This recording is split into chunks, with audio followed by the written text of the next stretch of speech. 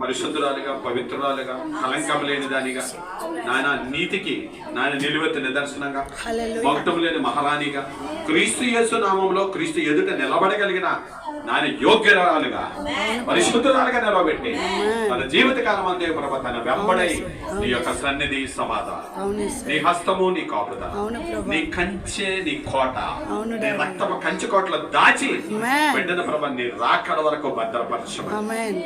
తన ఆయుష్ని, ఆరోగ్యాన్ని, బలాన్ని ఎత్తుపట్టుకొని నాయన బిడ్డ దినదిన పరివర్తమానము చెందుతూ నాయన ఉన్నతమైన శిఖరాలను అధిరోహిస్తూ ఎంత ఎదిగినా నీకు లోబడి నీ ఎదుట ఒదిగే ఉండేటువంటి సహృదయాన్ని బిడ్డకిచ్చి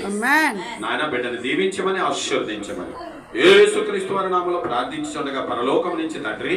భూమి మీద నాయన ఎవరినైతే నువ్వు స్కాన్ చేస్తున్నావో, ఎవరి మనసుని మీద అనుకుంటుందో వాడిని పూర్ణ శాంతి గలవానిగా చేస్తానని